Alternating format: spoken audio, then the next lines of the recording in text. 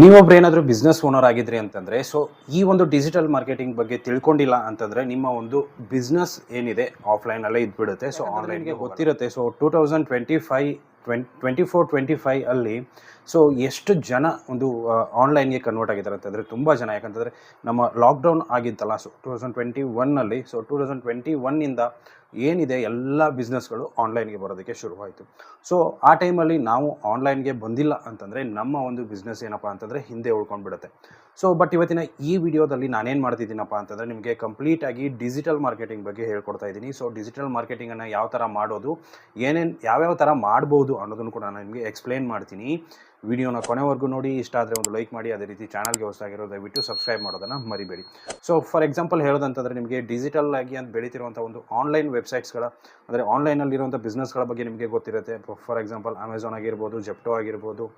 So ಈ ಥರ ಒಂದು ಕ್ವಿಕ್ ಕಾಮರ್ಸ್ಗಳು ಬಂದಿದೆ. ಸೊ ಸ್ವಿಗ್ಗಿ, ಇನ್ಸ್ಟಾಮಾರ್ಟ್ ಆಗಿರ್ಬೋದು, ಅದೇ ರೀತಿ ಜೆಪ್ಟೋ, ಬಿಗ್ ಬಾಸ್ಕೆಟ್. ಸೊ ಇದೆಲ್ಲ ಏನಪ್ಪ ಅಂತಂದರೆ ಒಂದು ಆನ್ಲೈನಲ್ಲಿ ಮಾಡ್ಕೊಂಡಿರೋವಂಥದ್ದು.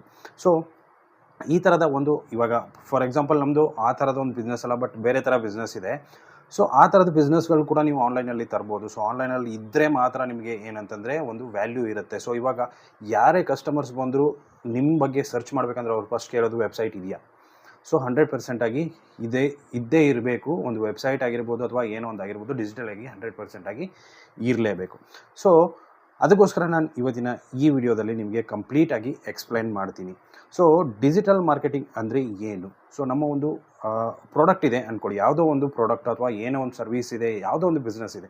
ಸೊ ಆ ಬಿಸ್ನೆಸ್ಸನ್ನು ಮಾರ್ಕೆಟಿಂಗ್ ಮಾಡಬೇಕು. ಸೊ ಮಾರ್ಕೆಟಿಂಗ್ ಮಾಡಬೇಕಂತಂದರೆ ಮೊದಲೆಲ್ಲ ಏನು ಮಾಡ್ತಿದ್ರಪ್ಪ ಅಂತಂದರೆ, ಕೆಲವೊಂದು ಗುಂಪುಗಳಿರುತ್ತೆ ಅಂತಂದರೆ, ಕೆಲವೊಂದು ಎಲ್ಲಿ ಒಂದು ಕ್ರೌಡ್ ಜಾಸ್ತಿ ಇರುತ್ತಲ್ಲ ಅಲ್ಲಿ ಹೋಗ್ಬಿಟ್ಟು ಜನಗಳು ಏನು ಮಾಡ್ತಿದ್ರಪ್ಪ ಅಂತಂದರೆ ಮಾರ್ಕೆಟಿಂಗ್ ಮಾಡ್ತಿದ್ರು. ಸೊ ಪಾಂಪ್ಲೆಟ್ಗಳನ್ನ ಹಚ್ಚೋದು, ಸೊ ಈ ಥರ ಎಲ್ಲ ಮಾಡ್ತಿದ್ರು. ಅಂದರೆ ಮೌತ್ ಟು ಮೌತ್ ಏನಿರ್ತಿತ್ತಪ್ಪ ಅಂತಂದರೆ ಒಂದು ಮಾರ್ಕೆಟಿಂಗ್ ಆಗ್ತಿತ್ತು. ಬಟ್ ಇವಾಗ ಬಂದಿರುವಂಥ ಒಂದು ಯುಗದಲ್ಲಿ ಏನಂತಂದರೆ 100% ಡಿಜಿಟಲಿ ಆಗಿಬಿಟ್ಟಿದೆ. ಸೊ ಇವಾಗ ಎಲ್ರಿಗೂ ಮಕ್ಕಳ ಒಂದು ಚಿಕ್ಕ ಚಿಕ್ಕ ಮಕ್ಕಳಲ್ಲೂ ಕೂಡ ಏನಪ್ಪ ಅಂತಂದರೆ ಇವಾಗ ಒಂದು ಮೊಬೈಲ್ ಇದ್ದೇ ಇರುತ್ತೆ.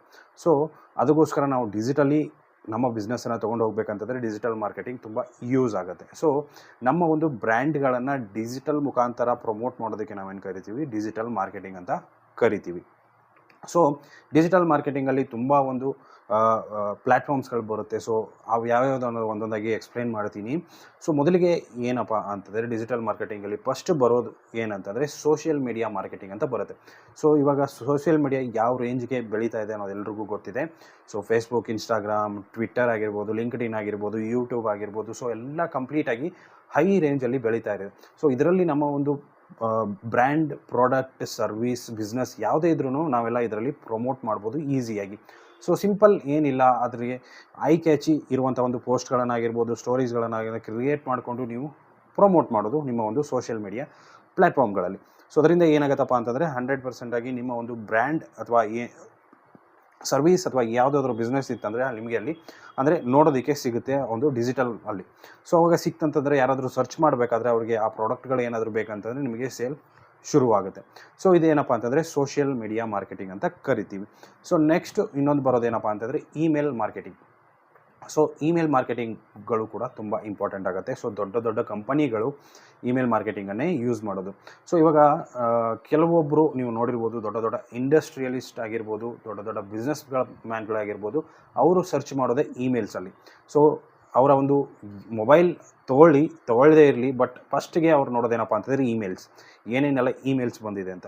ಸೊ ನೀವು ಆ ಇಮೇಲ್ಸ್ಗಳನ್ನು ಕಲೆಕ್ಟ್ ಮಾಡಿಕೊಂಡು ನಿಮ್ಮ ಬಿಸ್ನೆಸ್ ಬಗ್ಗೆ ಅಥವಾ ನಿಮ್ಮ ಸರ್ವೀಸಸ್ ಬಗ್ಗೆ ಒಂದು ಇಮೇಲನ್ನು ರೆಡಿ ಮಾಡಿಕೊಂಡು ನೀವು ಏನಪ್ಪ ಅಂತಂದರೆ ಇಮೇಲ್ ಸೆಂಡ್ ಮಾಡಿದ್ರಿ ಅಂತಂದರೆ ಇದರಿಂದ ಏನಾಗುತ್ತೆ, ಆ ನಿಮ್ಮ ಒಂದು ಬಿಸ್ನೆಸ್ ಬಗ್ಗೆ ಒಂದು ಅವೇರ್ನೆಸ್ ಹುಟ್ಟೋದಕ್ಕೆ ಶುರುವಾಗುತ್ತೆ. ಸೊ ಇದರಲ್ಲಿ ಇವರಿಗೆಲ್ಲ ಇಷ್ಟೆಲ್ಲ ಸರ್ವಿಸನ್ನು ಪ್ರೊವೈಡ್ ಮಾಡ್ತಾರೆ ಅನ್ನೋ ಒಂದು ಮಾಹಿತಿ ಎಲ್ರಿಗೂ ತಿಳಿಯೋದಕ್ಕೆ ಗೊತ್ತಾಗುತ್ತೆ.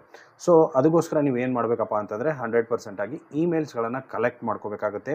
ಸೊ ಇಮೇಲ್ಸ್ಗಳನ್ನು ಯಾವ ಥರ ಕಲೆಕ್ಟ್ ಮಾಡ್ಕೊಳ್ಳೋದು ಏನು ಅನ್ನೋದು ವಿಡಿಯೋ ಬೇಕಂತಂದರೆ ನೀವು ಏನಪ್ಪ ಅಂತಂದರೆ ಒಂದು ಕಮೆಂಟ್ ಮಾಡಿ. ಸೊ ಕಮೆಂಟ್ ಮಾಡೋದ್ರ ಮುಖಾಂತರ ನಾನು ನಿಮಗೆ ಏನಂತಂದರೆ ಆ ವಿಡಿಯೋನ ಆದಷ್ಟು ಮಾಡಿ ಕೊಡ್ತೀನಿ. ಸೊ ಇಮೇಲ್ ಮಾರ್ಕೆಟಿಂಗ್ ಆಯಿತು. ನೆಕ್ಸ್ಟ್ ಬರೋದೇನಪ್ಪ ಅಂತಂದರೆ ಪೇ ಪರ್ ಕ್ಲಿಕ್ ಅಂತ. ಸೊ ಇದು ಪೇ ಪರ್ ಕ್ಲಿಕ್ ಅಂದರೆ ಏನಪ್ಪ ಅಂತಂದರೆ, ನಮ್ಮದು ಒಂದು ವೆಬ್ಸೈಟ್ ಇದೆ ಅಂದ್ಕೊಳ್ಳಿ. ಸೊ ಡಿಜಿಟಲ್ಗೆ ಬರಬೇಕಂದ್ರೆ ಫಸ್ಟ್ ಒಂದು ವೆಬ್ಸೈಟ್ ಮಾಡಲೇಬೇಕು. ವೆಬ್ಸೈಟ್ ಇದೆ. ಸೊ ವೆಬ್ಸೈಟನ್ನು ಗೂಗಲಲ್ಲಿ ಹಾಕಬೇಕು. ಸೊ ಆವಾಗ ಗೂಗಲ್ಗೆ ನಾವೇನು ಮಾಡೋದಪ್ಪ ಅಂತ ನಾನು ಇಷ್ಟು ದುಡ್ಡು ಕೊಡ್ತೀನಿ, ನನ್ನ ಒಂದು ವೆಬ್ಸೈಟ್ಸನ್ನು ಟಾಪಲ್ಲಿ ತೋರಿಸು ಅಂತ ಒಂದು ಇದು. ಸೊ ಇದಕ್ಕೆ ಪೇ ಪರ್ ಕ್ಲಿಕ್ ಅಂತ ಕರಿತೀವಿ. ಅಂತಂದರೆ ಒಬ್ರು ಯಾರಾದರೂ ನಮ್ಮ ವೆಬ್ಸೈಟ್ ತೋರಿಸಿದ ಮೇಲೆ ಕ್ಲಿಕ್ ಮಾಡಿದ್ರು ಅಂತಂದರೆ ಅದಕ್ಕೆ ಇಷ್ಟು ಅಂತ ಕಟ್ ಆಗುತ್ತೆ. ಸೊ ಅದಕ್ಕೆ ಪೇ ಪರ್ ಕ್ಲಿಕ್ ಅಂತೀವಿ. ಸೊ ದುಡ್ಡು ಕೊಟ್ಬಿಟ್ಟು ಗೂಗಲ್ಗೆ ನಮ್ಮ ವೆಬ್ಸೈಟನ್ನು ಏನಪ್ಪ ಅಂತಂದರೆ ರ್ಯಾಂಕಲ್ಲಿ ತೋರಿಸೋ ಥರ ಮಾಡುವಂಥದ್ದು. ಇದರಿಂದ ಕೂಡ ಏನಾಗುತ್ತೆ, ಮಾರ್ಕೆಟಿಂಗ್ ಈಸಿಯಾಗಿ ಆಗುತ್ತೆ. ಸೊ ಇದು ಕೂಡ ಒಂದು ಪೇಪರ್ ಕ್ಲಿಕ್ ಕೂಡ ಒಂದು ಏನಪ್ಪ ಅಂತಂದರೆ ಡಿಜಿಟಲ್ ಮಾರ್ಕೆಟಿಂಗಲ್ಲಿ ಬರುವಂಥದ್ದು. Next affiliate marketing. So affiliate marketing ಅಂದರೆ ಎಲ್ರಿಗೂ ಗೊತ್ತಿರುವಂಥದ್ದೇ. ಸೊ ಏನಪ್ಪ ಅಂತ ಇದೆ, ಒಂದು ಕಮಿಷನ್ ಬೇಸ್ಡ್ ಪ್ಲ್ಯಾಟ್ಫಾರ್ಮ್ ಅಂತಲೇ ಕರಿತೀವಿ. ಇವಾಗ ನಮ್ಮ ಒಂದು ಪ್ರಾಡಕ್ಟ್ ಇದೆ, ಯಾವುದೋ ಒಂದು ಪ್ರಾಡಕ್ಟ್ ಇದೆ. ಸೊ ಆ ಪ್ರಾಡಕ್ಟನ್ನು ನಾವು ಸೇಲ್ ಮಾಡಬೇಕು. ಸೊ ಸೇಲ್ ಮಾಡಬೇಕಂತ ನಾವೇನು ಮಾಡ್ತೀವಪ್ಪ ಅಂದರೆ ಕೆಲವೊಬ್ಬರಿಗೆ ಹೇಳ್ತೀವಿ, ಸೊ ಸೇಲ್ ಮಾಡಿ ನಿಮಗೆ ಇಷ್ಟು % ಕಮಿಷನ್ ನಾವು ಕೊಡ್ತೀವಿ. ಸೊ ಅವರು ಸೇಲ್ ಮಾಡ್ತಾರೆ, ಅವ್ರ ಕಮಿಷನ್ನ ತೊಗೊಳ್ತಾರೆ. ಸೊ ಈ ಥರ ಒಂದು ಅಫಿಲಿಯೇಟ್ ಮಾರ್ಕೆಟಿಂಗ್ ವರ್ಕ್ ಆಗುತ್ತೆ. ಅದೇ ರೀತಿ ನಮ್ಮದೊಂದು ಕಾಮರ್ಸ್ ವೆಬ್ಸೈಟ್ ಇದ್ದರೆ ಅಂತ ಅಂದ್ಕೊಳ್ಳಿ. ಸೊ ಅದಕ್ಕೆ ಅಫಿಲಿಯೇಟ್ ಮಾರ್ಕೆಟಿಂಗ್ ಅನ್ನೋವಂಥ ಒಂದು ಫೀಚರನ್ನು ಆ್ಯಡ್ ಮಾಡಿದ್ವಿ ಅಂತಂದರೆ ಸೊ ಏನಾಗುತ್ತೆ, ಬೇರೆ ಬೇರೆ ಒಂದು ಇನ್ಫ್ಲೂಯೆನ್ಸರ್ಸ್ ಆಗಿರ್ಬೋದು, ಕ್ರಿಯೇಟರ್ಸ್ ಆಗಿರ್ಬೋದು, ಅದನ್ನು ಫೈಂಡ್ ಔಟ್ ಮಾಡ್ಕೊಂಡು ಏನು ಮಾಡ್ತಾರೆ ಅಂದರೆ ಕಮಿಷನ್ ಸಿಗುತ್ತೆ ಅಂತ ಏನು ಮಾಡ್ತಾರಪ್ಪ ಅಂತಂದರೆ ಅದನ್ನು ಪ್ರಮೋಟ್ ಮಾಡ್ತಾರೆ. ಸೊ ಅದಕ್ಕೆ ಅದರಿಂದ ಏನಾಗುತ್ತೆ, ನಮಗೆ ಸೇಲು ಇನ್ಕ್ರೀಸ್ ಆಗುತ್ತೆ, ಅವ್ರಿಗೆ ಕಮಿಷನ್ ಕೂಡ ಬರುತ್ತೆ. ಈ ಥರ ಒಂದು ಅಫಿಲಿಯೇಟ್ ಮಾರ್ಕೆಟಿಂಗ್ ವರ್ಕ್ ಆಗುತ್ತೆ. ಸೊ ಇದಷ್ಟು ನೀವು ಫಾಲೋ ಮಾಡಿದ್ರಪ್ಪ ಅಂತಂದರೆ 100% ಆಗಿ ನಿಮ್ಮ ಒಂದು ಬಿಸ್ನೆಸ್ ಏನಿದೆ ಅದು ಒಂದು ಡಿಜಿಟಲಲ್ಲಿ ಬರೋದಕ್ಕೆ ಶುರುವಾಗುತ್ತೆ. ಸೊ ಇದು ಮೇನ್ ಆಗಿ ಬರುವಂಥದ್ದು ಒಂದು ಡಿಜಿಟಲ್ ಮಾರ್ಕೆಟಿಂಗಲ್ಲಿ ಬರುವಂಥ ಒಂದು ಪ್ಲ್ಯಾಟ್ಫಾರ್ಮ್ಗಳು. ಸೊ ಇದರಲ್ಲಿ ನೀವು ಈಸಿಯಾಗಿ ಕೆಲಸನ ಮಾಡ್ಬೋದು. ಸೊ ಇಷ್ಟು ಇವತ್ತಿನ ವಿಡಿಯೋ ಸ್ನೇಹಿತರೆ. ವಿಡಿಯೋ ಇಷ್ಟ ಆಗಿದೆ ಅಂದ್ಕೊಂಡಿದ್ದೀನಿ. ಇಷ್ಟ ಆಗಿದ್ರೆ ಲೈಕ್ ಮಾಡಿ, ಶೇರ್ ಮಾಡಿ, ಸಬ್ಸ್ಕ್ರೈಬ್ ಮಾಡೋದನ್ನು ಮರಿಬೇಡಿ. ಸಿಗೋಣ ಮುಂದಿನ ವಿಡಿಯೋದಲ್ಲಿ ಅಂತ ಹೇಳ್ತಾ ಥ್ಯಾಂಕ್ ಯು ಸೋ ಮಚ್.